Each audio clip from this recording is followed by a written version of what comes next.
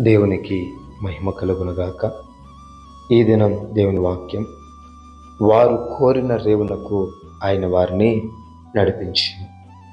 గమనించండి ప్రియమైన దేవుని యొక్క జనాంగమా, దేవుడు తన ప్రజలకు ఏదైతే ఇష్టంగా ఉంటుందో ఆ యొక్క రేవులకు, ఆ యొక్క చోటికి నడిపించడానికి దేవుడు ఇష్టపడుతున్నాడంట. వారు కోరిన రేవులకు ఆయన వారిని నడిపిస్తాడంట. నువ్వు ఏది అడుగుతున్నావు? దేవుని యొక్క చిత్తానుసారమైన కార్యాలను నువ్వు అడుగుతున్నావా? లేదంటే ఆయన చిత్తం లేనటువంటి కార్యాలను నువ్వు అడుగుతున్నావా? నీవు అడిగేది ఏదైనా సరే ఆయన నామను బట్టి నువ్వేం అడిగినా ఆయనకి అనుగ్రహిస్తా అంటున్నాడు. అంటే ఏది అడిగినా ఇస్తాడు. అందులో ఒకటి షరత్ ఏమనంటే, దేవుని యొక్క చిత్తంగా అడుగుచున్నావా లేదా అనేది ప్రాముఖ్యం. కొన్నిసార్లు దేవుని యొక్క చిత్తం కాకపోయినా మన బాధ తట్టుకోలేక, దేవునికి మన పోరు తట్టుకోలేక దేవుడు కొన్నిసార్లు ఇచ్చేస్తాడు. ఇచ్చిన తర్వాత మనము ఆ బాధ అనేది ఖచ్చితంగా అనుభవించాల్సి వస్తుంది.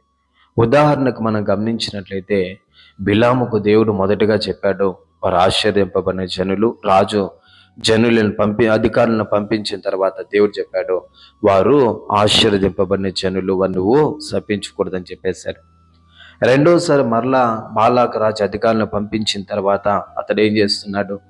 దేవుని యొక్క చిత్తం ఆల్రెడీ తెలిసిపోయింది. వాళ్ళను శపించకూడదు, వారి దగ్గరకు నువ్వు వెళ్ళకూడదు, వారు ఆశీర్వదింపబడిన జనులు అని దేవుడు క్లియర్గా చెప్పినా కూడా మరలా ఆ యొక్క బిలాం అడిగినప్పుడు దేవుడు ఏం చేశాడంటే, సరే వెళ్ళు, అయితే వారిని ఎట్టి పరిస్థితిని శపించకూడదు, నేను చెప్పిందే నువ్వు చెయ్యాలి అని దేవుడు చెప్పాడు. చూడండి, తదనంతరము ఆ వచ్చిన శ్రమ, వచ్చిన బాధకు, ఆ యొక్క వచ్చిన కార్యం అంతటికి కూడా, కీడంతటిని ఎవరయ్యా భరించారంటే బిలామే భరించాడు.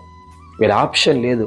అదే రీతిగా మనము కూడా మన జీవితంలో కొన్నిసార్లు దేవుని చిత్తం అడిగినప్పుడు దేవుడు ఖచ్చితంగా అది ఆలస్యమైన మనకు అనుగ్రహిస్తాడు.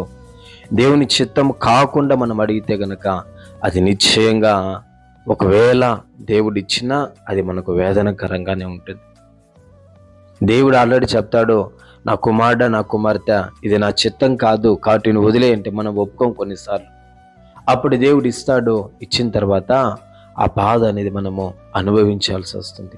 కాబట్టి గమనించండి, నువ్వు అడిగేది దేవుని చిత్తం అడుగుతున్నావు. ఇంకొక మాట దేవుడు సెలవిస్తున్నాడు, దేవుడు తన ఐశ్వర్యం చొప్పున క్రీస్తు యేసునందు మహిమలో మీ ప్రతి అవసరం చేస్తూ అంటున్నాడు. ప్రతిదీ దేవుడు ఇస్తాడండి. ఆ చిత్తమా కాదా అని మాత్రం తెలుసుకొని నువ్వు అడిగినట్లయితే అది నీకు ప్రయోజనకరంగా ఉంటుంది.